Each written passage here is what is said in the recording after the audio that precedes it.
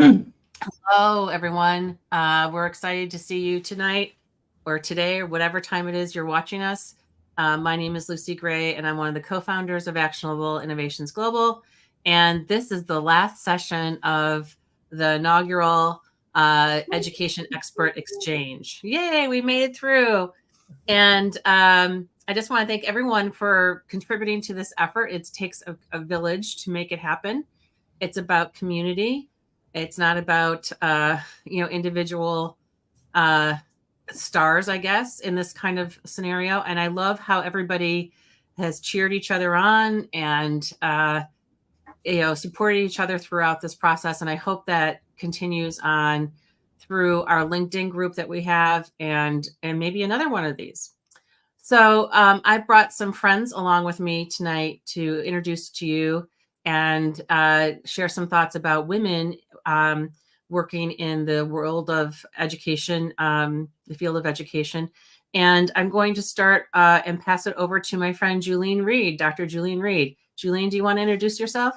Sure. Hi, everyone. So I'm Julene. I'm in Memphis, Tennessee, and excited to be here with you. It has been a fabulous conference, and we've enjoyed every minute of it. So many great speakers. So I was in K-12 education in the classroom as an administrator, ed tech director for academic technology for over 25 years. And I was doing so much consulting that I decided that I needed to just transition. It was hard to do everything. So I got my doctorate. I'm actually an adjunct at a couple of universities, Arizona State, Lamar University, and also Abilene Christian. And I did consulting. I've worked globally around the world, not like Kim's going to tell you about, but I've worked all over the world. I do a lot of work with major corporations like Microsoft, Google, and Apple. I've done in the past, write curriculum, design, all types of experiences, and still love going out and doing professional learning with teachers. Education leadership is another thing that I'm really into. I've done a ton on AI, just like the rest of the world. So that's enough about me. Over to Kim. Hi, everyone. I have been an international school educator for 25 years. I'm currently in Oregon, but I live in Bangkok, Thailand. My husband works at the NIST International School in Bangkok, Thailand. And in the last 10 years, I started my own business. Story very similar to Julene, was doing a lot of work in addition to my teaching. So I decided to start my own business, and I primarily work with instructional coaches, helping instructional coaches and school leaders build successful and sustainable instructional coaching programs in their schools in the international school environment. I also recently just wrote and published my first book, and I have my second one on the horizon and some other projects that hopefully we can talk about on this call. Yeah. Throw your links into the private chat for your books and that sort of thing, and we'll post them. Okay. Over to Sylvia. So my name's Sylvia Libo Martinez, and I started my career as an electrical engineer and worked in aerospace for 10 years. So it was a place where there weren't a lot of women. And then I went into the game software industry. Again, not a lot of women. And after that, I got interested in education, got a master's in education technology, and I started working for a nonprofit called Generation Yes, which helps schools implement student-led technology programs like students doing tech support or students doing tech mentoring for peers, things like that. So I started doing a lot of training with different schools and speaking to schools and leaders and educators. And the most recently, well, for about the past 10 years, my career has been based on the book that Gary Sager and I wrote called Invent to Learn, Making Tinkering and Engineering in the Classroom, which sort of became popular right when the maker movement came into schools.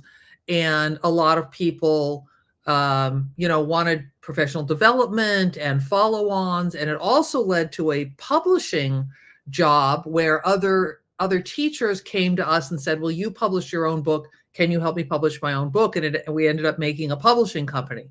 So right now I'm working mostly with the publishing company. And we've got not only an educational imprint with 15 books, but a jazz imprint where we're publishing books, biographies of jazz musicians. And I'm on the 6th and 7th book. They're coming together right now on that imprint. So, it's a really interesting kind of funny career path that has led me to a lot of places and a lot of different kinds of experiences related to gender and equity and, representation. That's awesome. And Katie? Hi all, I'm Katie. I've been teaching for 27 years, all the grades, higher ed, and I like all of it, really. Right now I'm currently serving as a high school teacher librarian. Like, well, what's that? Well, that means I get to do like everything. And yes, even sometimes you bust out push-ups, but that's okay. And it's just that support role for all the students and all the teachers in all the things. And I'm a clinical professor at Fresno Pacific University, serving on some edgy boards, helping all of that. And I get asked a lot, well, oh my gosh, how do you do all this? Well, like if there's a way to make money doing less, I probably would do that. But, the messaging is pretty much all the same. I'm like, okay, I need to help people with all the literacies. Reading literacy is important, but there's also digital literacy, media information literacy, now artificial intelligence literacy. So it's just really trying to be successful in the world we live in with that side bit of like having fun and engagement. So in all of the different things I'm doing, that's still like that commonality, because who doesn't want to show up to work and know on their drive in that they're going to be having some fun? That's what I'm all about there. I have a few books. I'm usually a contributing author. I joke with myself, maybe one day I'll write a book all by myself. We'll see. All right. Well, throw any links in the chat, and then I'll put them in the chat as we go and put them up as banners. So my first question for you all is related to this experience, or in a case of Kim, what we've been talking about the last couple months. What are your reflections on an event like this? Is it something that's needed? Is it something that's different? Is it, consultancies have kind of a dirty word it's kind of a dirty word in education. Does this help eliminate that stench, I guess? Anyone want to take that? Kim, you were mentioned. You should go first. Okay, I'll go first. I can't remember why Lucy and I actually met. It was probably about this event, but we were talking probably about this event, and we had this moment where we were talking about the fact that it seems easy to decide I'm going to start a consulting business. I'm going to just do more of the things that I'm already doing on the side of my full-time job, and suddenly just kind of have another job and be able to step away from my full-time job. But actually, the process of building a business is so much more than just saying, oh, I'm going to start a consulting business. And so Lucy and I have been talking about how hard that hurdle is, particularly for educators who, for the majority of their career are working in a place where we have to serve a variety of stakeholders. We're not focusing on one specific client. We don't usually have to think about marketing our services or explaining our services to other people. We certainly aren't in a position to think about selling ourselves. That's, like Lucy said, kind of like a dirty word.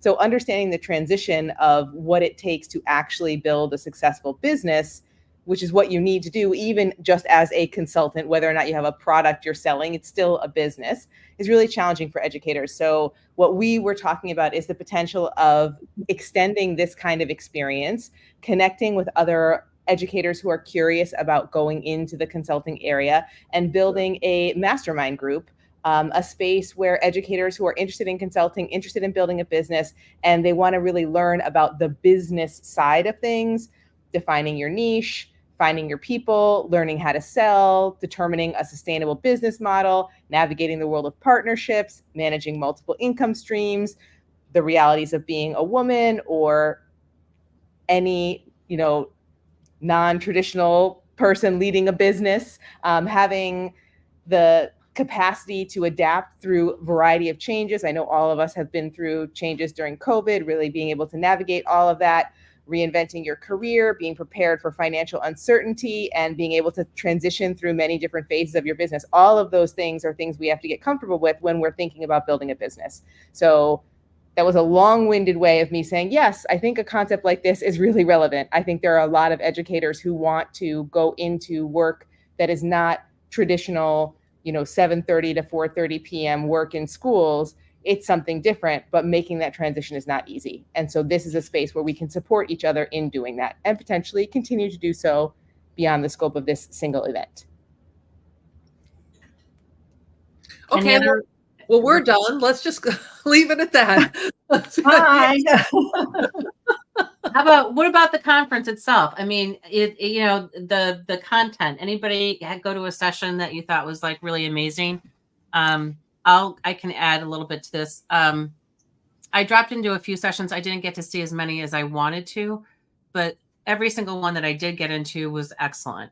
And everybody had their own spin on what they were passionate about. And for instance, in one of the last sessions, Eric was presenting about curriculum. To me, depth of knowledge is what he was talking about. But I felt like that's an area that I haven't thought about a lot because I haven't been doing a lot of curriculum work. And it's helpful for me to hear what he's saying so that if I do have a gig sometime that might require some skills, I can take it and use what he was advocating for. I also thought it was, I wish we had had more sessions on the design of effective PD.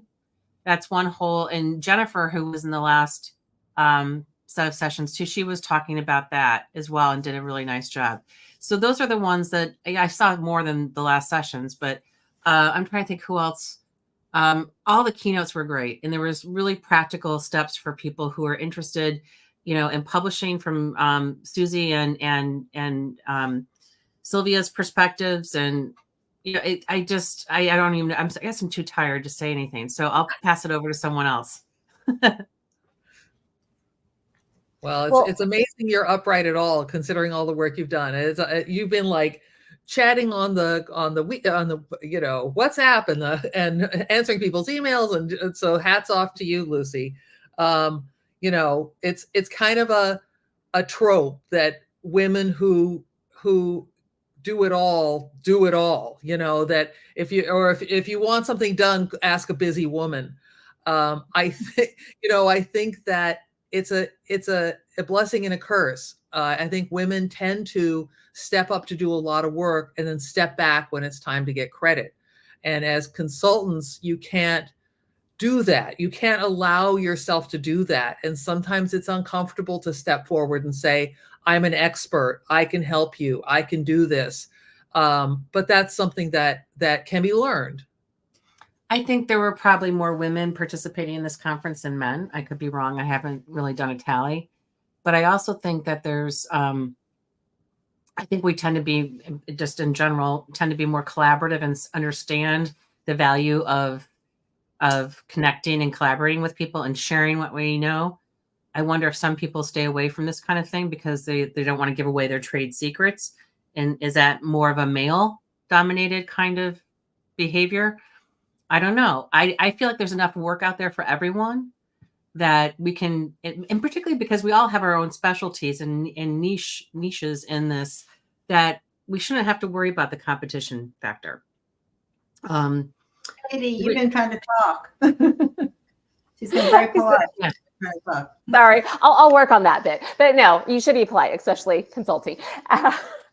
But completely what you were saying there, Lucy, a lot of women, I think, do get competitive because of just how the field is. And when you look at how women rise in education, it's not because they were nice to everyone, which eat gas, like really is that the message that we're sending out to other people. So getting to a point where you're really mindful about that and being careful that you're reaching out and finding people like, I've been blessed. I got to like meet a couple of you in person, but like I have relationships with strong women that I've never ever shared the same airspace. That was intentionally going out and finding people that weren't threatened. We're okay that yes, you have a brain, and yes, I can share my smarts with you too. We can even collaborate and do something. It's okay because we're doing it to help the world become better. Just like being able to like not just have that mindset yourself, but being able to get that mindset with like-minded people and go ahead and build up.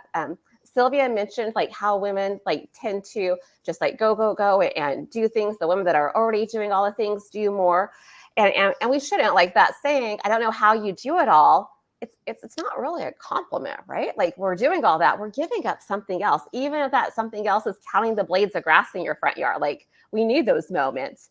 But I want to highlight Lucy here because, yes, like, we find a need and we handle it. Lucy came across the need that we needed to have a community to have this conversation and get exposure to each other and be able to lift each other up, and then put together this amazing conference. So thank you so much for not just like knowing there was a problem, Lucy, but like tackling it. Like, okay, how can we fix this and how can we make things better? And you're not stopping yet. And you need to sleep, girl. You're already like planning these next stages of what we're doing.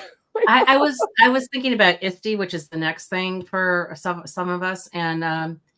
And there are pictures that I have from 10, 12 years ago of, you know, a lot of people gathering together in one spot at EduBloggerCon with Steve Hargadon. And there was an incredible spirit of people writing and, you know, the beginnings of Twitter and whatever, social networking. And that professional generosity was out there amongst people. And it was, everybody loved each other and were friends, and there were robust conversations going on.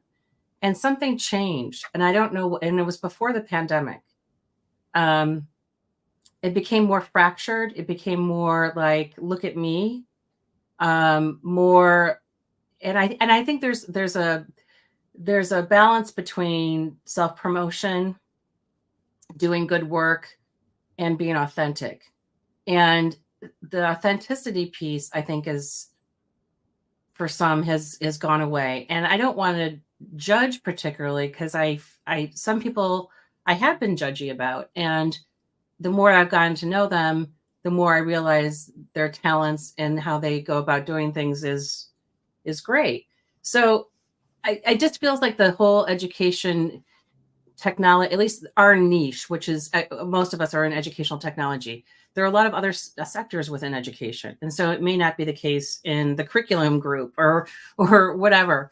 But I feel like that idea of lifting our colleagues up and helping them so that they can be better has kind of gone by the wayside in some ways. Am I wrong? I just think the whole landscape has changed. You know, everything's different than it was, and you have to roll with it and be flexible and always open to new opportunities. I loved what Susan Bose said about planned happenstance. I can't talk, but planned happenstance. And that's kind of how my career has happened. You know, just being ready for opportunities and jumping at them when they come and saying yes. Sometimes you go, I'm not going to say yes to that one again. But other times it's like it leads to other things. So relationships are so important. Like our relationships, that's huge. So yeah, I think it has changed. I think a lot has changed since COVID. You probably start before COVID. Yeah. There's been a big shift. As people have become more knowledgeable about some parts of technology, now we have to figure out what to do with the next parts and how to really engage it. And engage them to use it effectively. Like, yeah, I can use this tool and this tool, but how are you using it? What's your purpose? What's your objective? So thinking about that. So yeah, and I do think there's an imposter syndrome for us sometimes. I know I have it sometimes. You know, we may feel like we may be known as an expert, but then someone asks us to do something, you're like, wow, what did they mean? Am I good enough for this? So we're still dealing, and that may be a female thing. Because for so long, education was almost all women, and women tended to pay more respect to the men who are presenting or the men who are keynoting. And just kind of like historically and socially with America and with us, you know, if you just look like what happened in the 50s and the women stayed home, and as things have changed, I don't think women have been seen the same way as men, although I do think it's improving. And there are some that absolutely are. So it's a difference. I think that analogy can also be applied to people of color as well. Like, I think there's been much more intentionality the last few years for conferences, making sure that we have diversity. I remember somebody with our Global Ed conference one year, like 10 minutes before the conference started, you know, sent me a text saying that it was not a particularly diverse lineup. And I was like shocked, because I really hadn't thought of it that way. I'd been looking for programmatic diversity, like, you know, higher ed people and people from different continents, but I hadn't been looking at it from a racial perspective. and maybe I should have been. I think this was an incredibly diverse event, by the way. I love. We had probably more DEIJ presentations than anything. About things about accessibility, you name it. But I think that I think because of the recent events in the United States, at least, I think that's raised people's awareness of how they have to be intentional about including traditionally not included populations. And that's key right there, just being intentional with all of our choices. And then at the same time, not letting one element of diversity trump another piece. Like all of them are important. Like whose voice are you bringing in? Even when I'm looking at curriculum design, like having that lens, which is hard to like train ourselves with, because like I didn't get it in teacher school. I got 4 credentials. No one's ever said you need to be mindful of having diverse perspectives, but looking at what you're sharing, whatever that might be in a conference, it's your presenters. Okay, whose voices are being elevated and whose voices are being excluded, even if that exclusion is not intentional. Like we've got to step back and ask that question. And who are you giving a platform to, or who are you helping elevate is really important. And I think, especially as I'm getting older, thinking about the mentorship piece, there's a whole new generation of women and consultants behind us and teachers behind us. How do we in our wisdom, when somebody first said, when I was working in my last school and they announced that they introduced me as having 25 years of education background, I almost keeled over because I can't believe it's been that long. Right. And anyway, so I think there's also another piece of this is about mentorship, that maybe it's an obligation in our field to be supportive of others so that they can grow. It's not a threat. It's a mutually beneficial relationship. I think what you're doing, Lucy, is super important, because especially when the member organizations that we've kind of depended on to provide platforms for meeting and collaboration, they get more and more corporate. You need to step up and say, I'm going to host this online event, and anyone can come and people can present, and it's maybe that feeling you felt about EduBloggerCon was because, although yes, it was connected to a big corporate event, it was free, it was open, it was very different. It felt like something new and exciting where you could meet new people. And then it kind of got sucked up into the the business as usual, where it's about vendors and who can spend a lot of money, and if you're just a regular person, you're not sure you're at the same conference as it's almost like there's multiple conferences going on multiple levels, and very few of them are for regular people. There's the vendor slice, there's the big purchaser slice, and I think it's important to stand up and say, we can do other things, we can try new things, because nothing's going to last forever.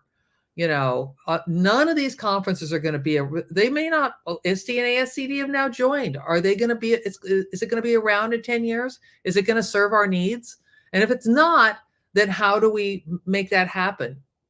Having new organizations is a way to say that we're not happy with what's going on in other spaces. And I think that I think there's a certain power within those organizations to anoint people. And I'm not, and I'm not a big worshiper of people.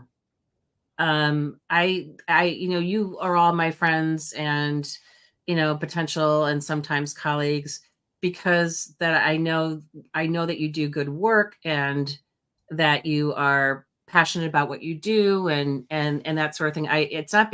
You're not up on a pedestal being worshipped. And I feel very uncomfortable with terms like edu celebrity and, you know, that sort of thing. And it actually seems to be an aspiration for some people, I guess.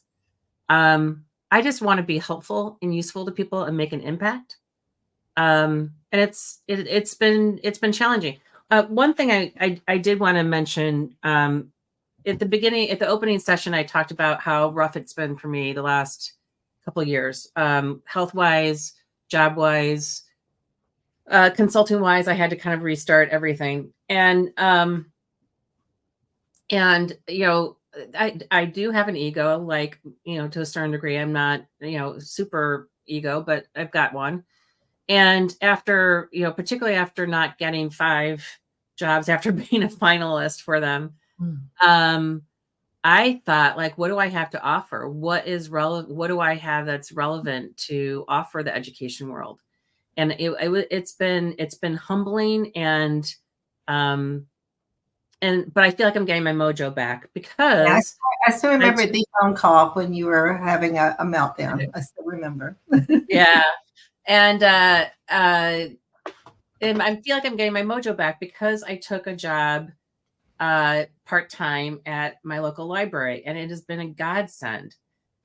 It's gotten me, I know my community better. I've met some people who make me grateful for what I have. I have really nice colleagues and funny colleagues, and it's the most efficient place I've ever worked. Like, schools could learn something from this library. And I'm helping a lot of seniors with their technology things there. And that's a whole neglected population in terms of ed tech kinds of stuff, by the way. And so, you know, the nice thing about this, you know, Kim, who's been helping out with the conference, she's just leaving her school, and she's like, I want to do what you're doing, Lucy, have like a part-time gig and then do projects that I really love. And I think that's the balance too, is, you know, it gives me a little bit of stability, and then I can do the fun stuff like this. And in the other piece I will add is, you know, the one reason I like consulting too is I'm not so sure I would want to go back into a school right now in some ways. I like being part of a school and a school community, but I also think it's really hard right now for a number of reasons. And if I can be helpful on the outskirts of it, great. I still want to be involved. I still care very much about it and about helping students and teachers.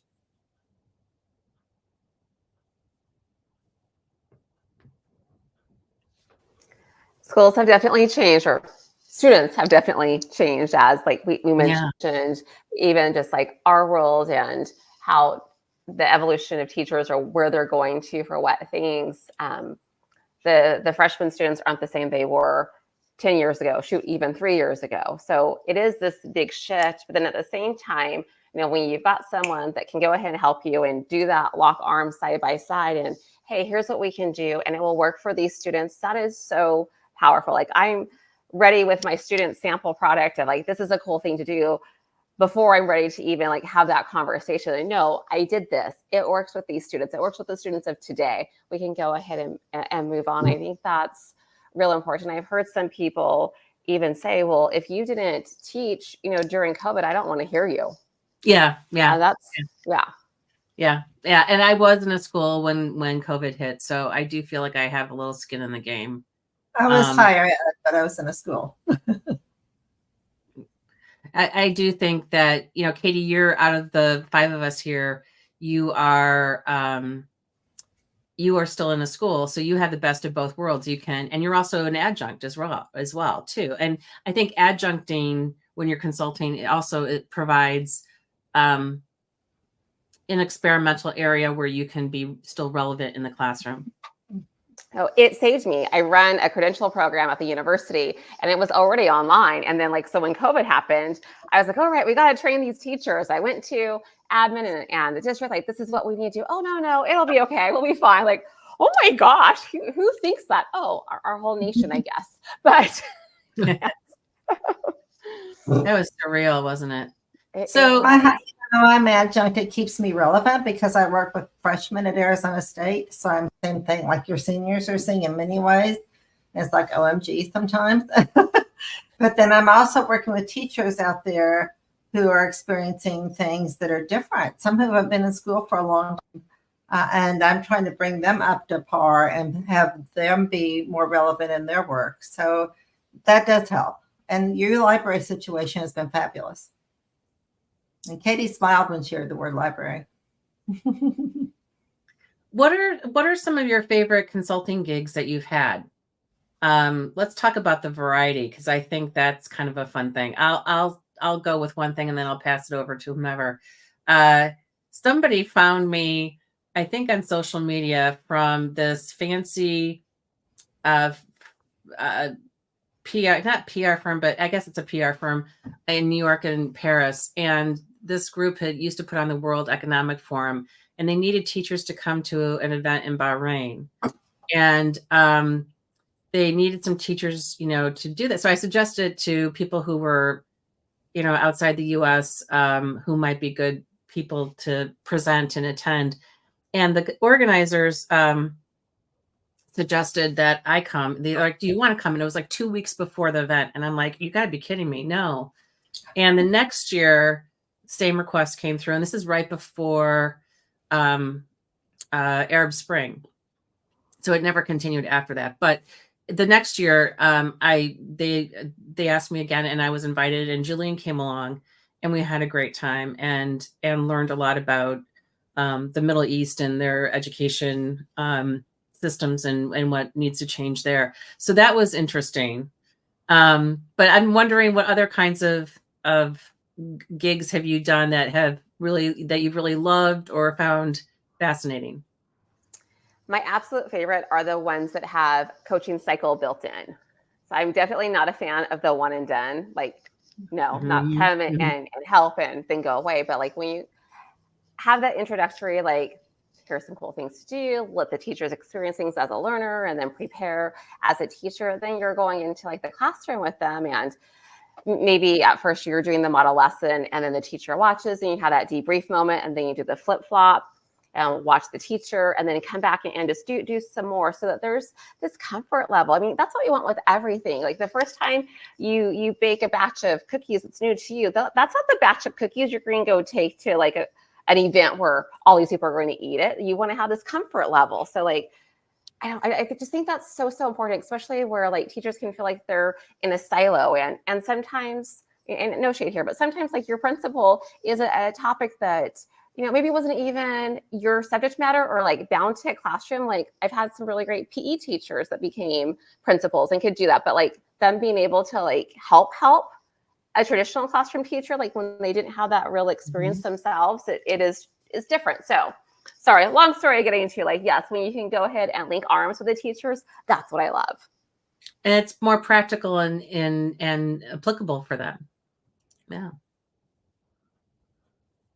I was at a professional development with the maker movement. So we were, teaching everybody how to do like make robots and use the Hummingbird robotics kit and, all this stuff. And why would you do it? How to get connected to the curriculum and everything. And then there was a second day that, and the principal, like at the end of the first day, she called me over and she's like, we've got this like room where we've put all the science stuff that we've had over the years. Could you like take a look at it? And I said, well, why don't we all go take a look at it?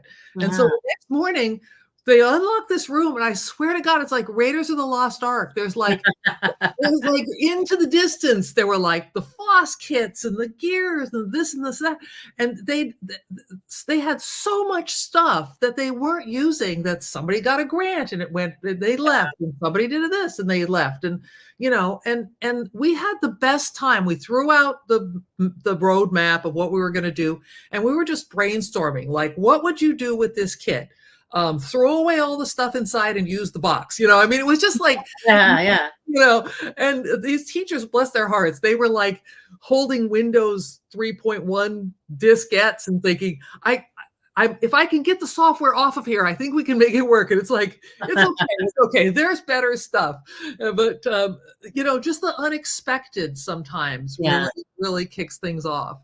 I remember a time where I was teaching a class with Bruce Alburn, another Apple Distinguished Educator. It was a Saturday workshop at National Louis University. and we found out that the John Lennon bus was going to be down the street at the Apple store in Michigan Avenue. And so we took all of our students and traipsed down for a field trip to look at this bus, which is a mobile media studio. And that was a totally spontaneous thing too.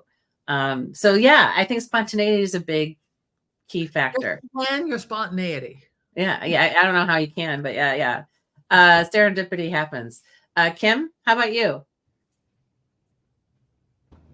I don't know if this is going to sound cheesy or self-promotional or how it's going to come out, but my favorite thing that I do is the work that I'm building in my business. So I work with instructional coaches and school leaders in a year-long certificate and mentorship program to help them build instructional coaching programs. And I just love that long-term connection with people. And I love the fact that it's a blended learning environment where, some of the work is asynchronous. So I get to be creative in how I deliver the important aspects of the course. And then some of it is synchronous where I get to coach people. We get to have group cohort meetings.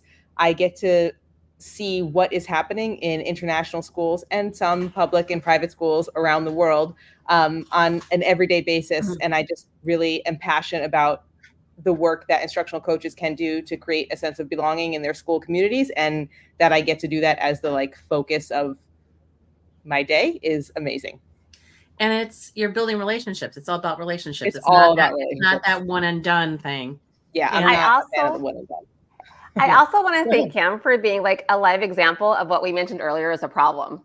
That women are more afraid of what we're doing and whatnot, and starting off I'm sorry how this sounds. No, how fabulous for you, Kim. If you start a business and you were doing stuff you don't enjoy, that would be sad. That is nothing to apologize about, that you love what you are doing. So major kudos there, and don't apologize for it. You should enjoy what you're doing. Thank you. Julene, any favorite memories of training or? Well, I think I have two. One is just in the past few years teaching my grad students and having them come back and say, and my undergrads, at Arizona State, I had an undergrad who said, I've never had a professor ever meet with me before, and I'm in my final semester with virtual learning. I've had notes that said, you were so compassionate when my mother died. I'll never forget what you did for me. Or the student that had me help teach him, I taught him how to make homemade noodles during the pandemic. So those are big memories, and really having those notes come in are very impactful and make you realize what you do makes a difference. And then the other thing is anytime my global passions, like all of us tend to have, match up with the technology passions, that's when I'm a happy place. So when I've worked with Polar Bears International on the Tundra, and we've done live broadcasts to teachers around the world, or when I've been in Malawi or Tanzania, New Zealand, Australia, Bahrain, at the United Nations in Paris, all those things, in the refugee camps in Jordan, all those things, I was working with technology and my passion of helping others on a global basis. And no, I didn't change the world. You can't by yourself. Mm-hmm. That's when I'm feeling the most fulfilled personally.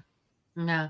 So I'm also thinking about designing professional development and what kinds of models do you, what has been effective when you've led professional development on a short-term or long-term basis, or there's been a conference that you've gone to that's been really unique. And I'm specifically looking at Kim because I met Kim in person after knowing her for years, for delicious bookmarking. Super Kimbo was her username. But I was invited to Learning 2 in Beijing, and that international school conference, the design of it, I thought was intentional and great, and didn't leave teachers feeling like they were being pandered to at all. And I don't know, Kim, do you want to talk a little bit about that? Sure, absolutely. So the Learning 2 conference is a nonprofit organization started in the Asia region for innovating learning socially, I think is our tagline. So it's been around for oh gosh, it's got to be almost 20 years now. Yeah. And we've had conferences primarily in the Asia region, and we've opened up conferences in Europe over the last maybe 10 years. And we had, I think, 2 conferences in Africa before COVID kind of changed things a little bit for us.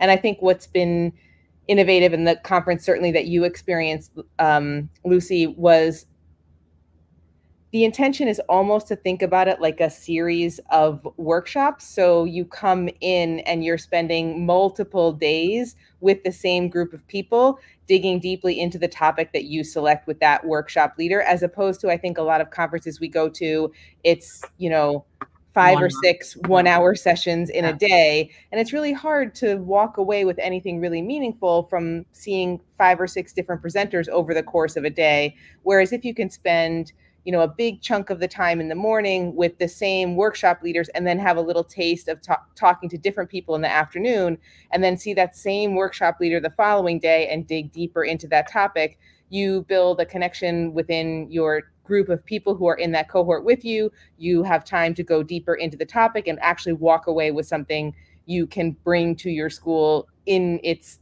like ready form to do something with. So I think that's the thing that makes Learning to a part of what makes Learning to special. And it's facilitated. There's really not a lot of people talking at you. And, Oh yeah, no. and there was what I remember too is that these cohorts, they met first thing in the morning, and then they met again kind of as an end cap in the evening.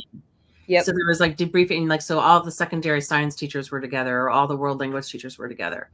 And I just thought it was a really effective model because, if we think about principles of andragogy, the choice in it and relevancy is really, really important. And I am not naturally good at designing those experiences. I can, and I've had some workshops go really well. But it's not a natural thing for me.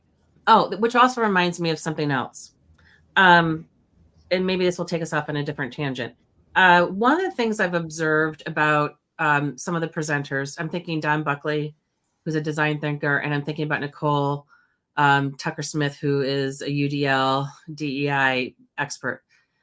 They are so nuanced in the way that they talk about the particular thing that they're passionate about.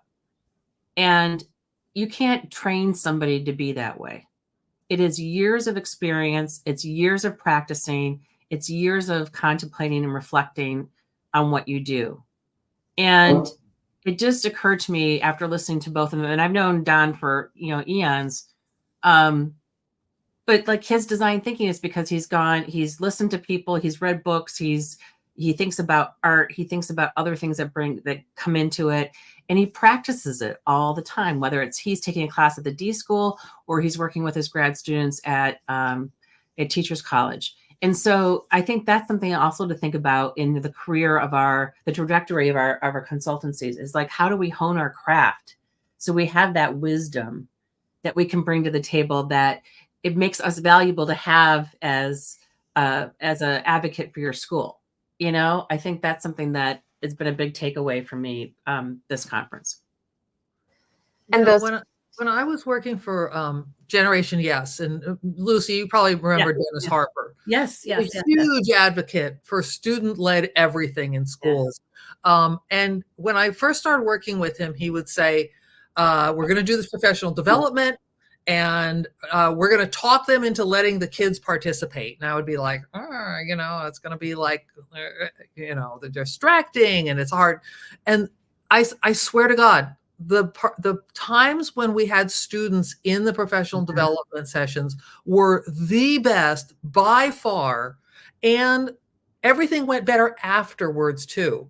It was like this light bulb of like, oh, kids should be our allies. Kids should be on board with all these. We're talking about all these new fancy things that are supposed to improve school, but we never tell the kids what we're doing, and instead we just do school to them and expect them to kind of go along for the ride. And so Dennis, he was this lightning rod. I mean, there were people who loved him. There were people who hated him, but he had this laser-like focus on his passion, which was making sure that kids belonged in the conversation about school change and school reform and anything that had to do with their own school. And so, you know, it wasn't always possible, but whenever we could, we tried to talk schools into having kids come, and they wouldn't do it. There was always an excuse. There was the schedules, the time, the permission, the teachers won't like it, and it was like, oh my God, this works. I swear to God, this works. And, you know, the schools that did it had their minds changed, and the schools that didn't never got to see it.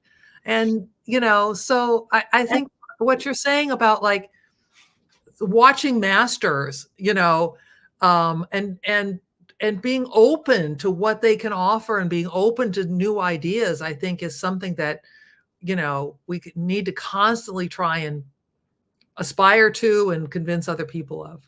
The kid piece, I think we need to revisit, because I don't think there's, you know, we talk about student voice, but really, what is that? And it makes me think of Global Nomads is a global ed nonprofit that has done virtual exchange with, I think, kids in the US and kids in the Middle East. And they switched things up during the pandemic and had students on teams creating curriculum for teachers to use on global topics.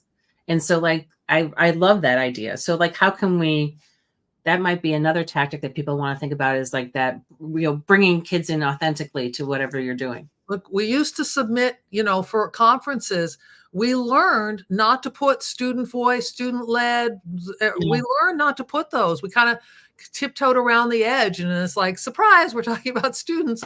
And, you know, people loved it, but like the sessions wouldn't be selected. If you say this is, you know, about student led conferences, there are people who will say that can't happen.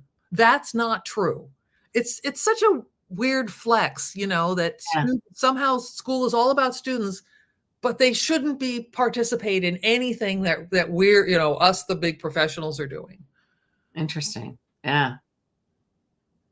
I have to say, it is the total opposite in international schools, and I'm like shocked to hear that. Like, it's very common in international schools to have students at professional learning events and to have them be part of those experiences, and people want to see and hear and talk to kids. So that's just, I'm kind of flabbergasted. Maybe it's a US thing. I think it's a US thing. And I also felt like the Asia international schools that I've been to, Kim, which are not as many as you've been to, I felt like we're really competitive in terms of innovation. Like it was, and in New York City, independent schools are like this too, or they used to be. I don't know if they are anymore. But like this, you know, you have to, you're dealing with a sophisticated family population that want their kids prepared for the future, and they get it. You don't have to sell the idea of 21st century schools. Now, my understanding is that other international schools are not necessarily on the same trajectory, but the Asian ones seemed really, really into innovation. Yeah, in general, the international schools in Asia tend to be more competitive, more quick to like adopt new things, more readily accepting of anything new. I don't know especially why it is like that. Maybe it's cultural influence from the region and more flexibility in terms of, I don't know, people who live there, accessibility to things. I'm not sure why Asia is like that, but does tend to be like that. Europe tends to be a little slower in that kind of thinking, which I do think is like cultural influence. Yeah, you're right. It's true. I totally love co-presenting, well, period, but especially with students. And there's never been a time where I had my students with me and my audience complained. In fact, like the inverse actually happens. They're like so grateful. And the conversation, the relationships continue longer after the session than ones I did by myself. And not that I don't know what I'm talking about, but like, it just, I don't know, it triggers something else in the brain, makes the messaging more real, that like students are saying like, yes, this is what we want. We even did a student panel session where their session was what we need now after we came back from COVID. And so many teachers were grateful. Like, why don't we make that more of a normal thing? I still think modeling at any level is important. Like when you all present, I'm watching what you're doing. I'm listening to what you're saying. I'm listening to how you're presenting it. I'm thinking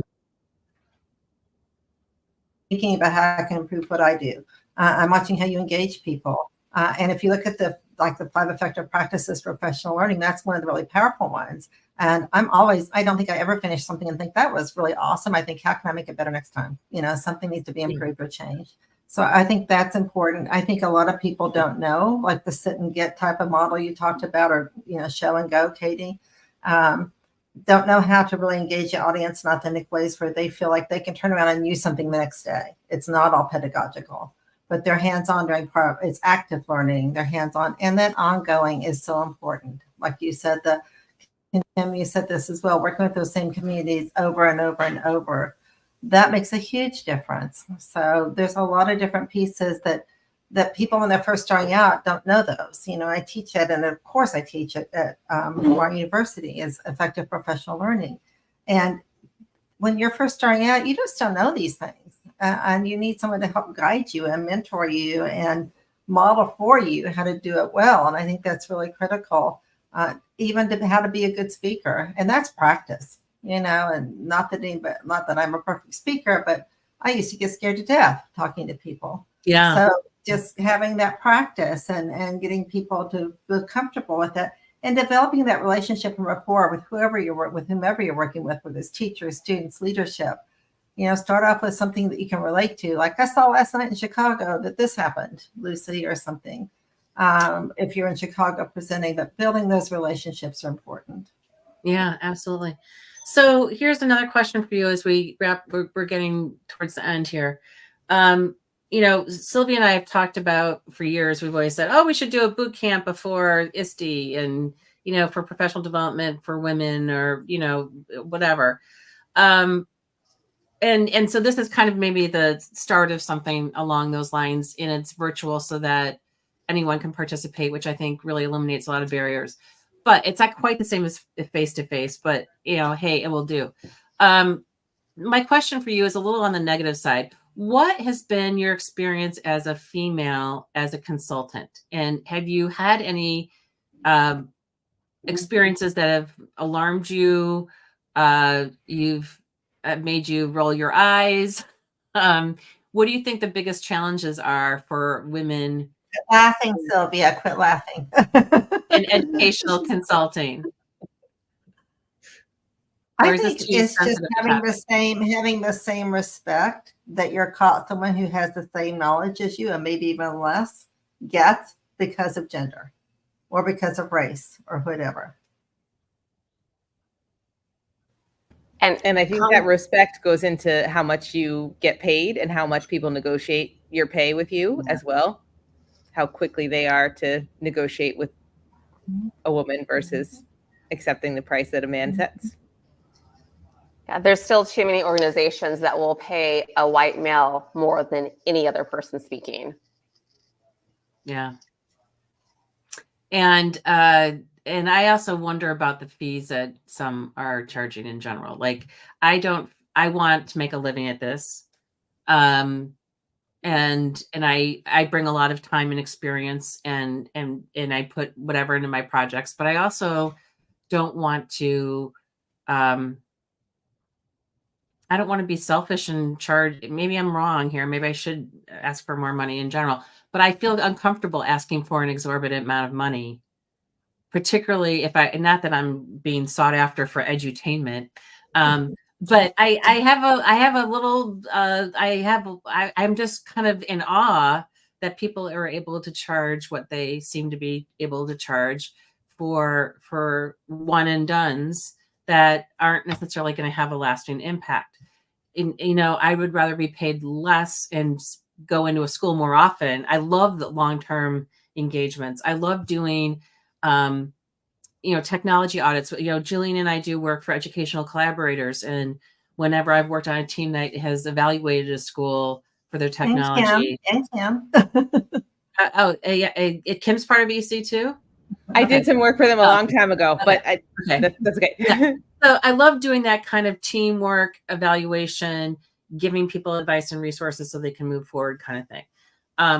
And so, but I don't need to be the star of the show necessarily. So I'm wondering, any other experiences you guys have had that make you think. Sylvia could share her sage I'm not wisdom now. loving how you framed all that. I have to say, Lucy, you know, it's like I don't need to be the star. I don't need to be Yeah, perfect. I don't need to be, yeah. you know, you said like I'll take less money if it's more often. It's like, okay, but does that add up to more money? Yeah. Because people value what they pay for. It's the opposite of what you think. People don't pay for what they value. They value what they pay for. Asking for an exorbitant amount of money just sets your value higher, and people will pay more attention to you. So I'm giving you Wow. some hard truth there. Don't Yeah. think you're doing anybody a favor by coming in at a lower price. Ask for what you think is right. Ask for what you think is, you know, not going to make them laugh or, you know, call you names, but don't think that you're somehow doing a better job by coming in at a lower price. It's another form of low expectations. And I think I have done some of that, and particularly last couple Totally. years, And so with I've- that, like Sylvia said, you go ahead and set that price that you're more comfortable with at the high end. Sorry. No, keep going. You're fine. Okay. So like Sylvia was saying, set that price, you know, at the higher end, but then also add some to that, because we continue to undervalue what we're doing and our services. And then we're going to get all like irritated, begrudging that like this other person is getting more money. Like, well, you didn't ask for the more money. And that undervalue thing continues to happen. So get a price that you're comfortable with and add to it. Maybe you don't quite double it, but you definitely increase what you thought was right in your mind. I also think people don't realize when they're going in, this is another conversation, going into consulting, that there's a tremendous amount of overhead. And you're not necessarily getting health insurance, and there's health insurance you have to pay for, you know, and so when, you know, I think it's educators were kind of conditioned to say, and female educators, you know, money's not good. And that if we talk about money, it's an ugly thing. And if we don't have more confidence in asking for money, like I just exhibited, that it's a bad thing. So, you know, I think people who are aspiring consultants need to realize that you have to kind of think about a couple of things. Maybe this will be our last kind of question as we wrap up. The question is, what advice or what would you say to an aspiring consultant? And my advice would be, in Betsy Corcoran from EdSurge told me this a while ago, you know, don't take on more than like 3 big projects at a time. You won't be able to handle more than that. I think there's some flexibility with that. It depends on the project, but I think that's one piece of advice I would pass on to people. I think also thinking about the overhead and your costs and how that's going to work is also another piece, and kind of setting a budget for what you're going to, you know, invest in terms of building your practice. Who else has some suggestions for aspiring consultants? So aspiring, and anyone who's listening, sometimes you have to write it down, be visual. What are your priorities? You know, don't go overboard. Maybe it's just 3, but not just 1. But you know, what are your priorities? And reference that frequently. Are the things you're saying yes to in alignment with your priorities? Excellent. I think my piece of advice would be to determine what it is you want to talk about. And that advice was given to me by Jennifer Abrams. Like, pick the thing you want to talk about for the rest of your life and be really passionate about that thing. It's really hard for people to know when to reach out to you, or to know to reference you, or to know to suggest to work with you if you do a little bit of everything. So do your one thing that you do really well, and do it really well, and be the person that's known for that one thing. And if you find that, you know, you can add something else to it, that's great. But start with your one thing instead of trying to do 100 things, even if you can, because we know you can do many things. Pick one, do it really well. And you said the word passion. I think that's a lot of the truth, Kim. Do what you're passionate about, follow your heart. And so think about that. And for people who say, how do you do what you do? How did you get to where you are? How did you work with that? And it was that planned happenstance again. It's like things just kind of happened. But it was because I was always out there following my passion. And when I followed my passion, that's when things happen.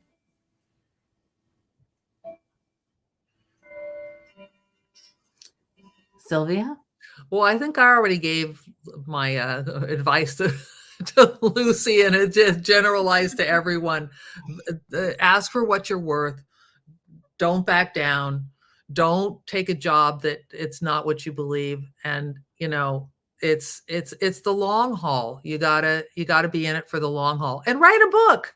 That was what my Yes. session was about. You know, it helps you think through who you are. It helps you think through all those things, and articulate them and put them in words. And Katie, what's your final piece of advice? Did I already ask you? Did you already? It's okay. It's about priorities. And I mentioned Oh, how we that's have right. to write Okay. things down and see them. Yes. Right. Okay. Sorry, it's But been a really long no, couple of days. It's a long day. Yes. Yeah. But like doubly important, because you don't want to like go into this thing that you're passionate about and lose the other things that you hold dear to yourself. You know, Okay. that And balance then- is to continue. So this is the last question. Where can people see you next, or access your resources or anything like that? Make a self-promotional pitch. It's okay to be self-promotional and anywhere. I was going to say here, but anywhere. You can, it's okay. Julene, where can we see you next? Oh, ISTE with you this next week at the And Global Kim? at the Global Ed Gathering. I was just going to say one thing too. Don't be afraid to say no. Yeah. Because people ask me to do things, I say, I'm not an expert on this. I can learn it, but so-and-so Yeah. is an expert. So don't be afraid to say no. And referrals are important. And that's one of the purposes of this conference too, is that you'll meet people who you can refer business to if it's not your thing. So I feel like I've found a lot of people along those road, a lot of those kinds of people at this event. Kim, where can we see you next? You can always find me on my podcast, coachbetter.tv. I'm out there weekly, chatting it up about instructional coaching. Okay. And Sylvia?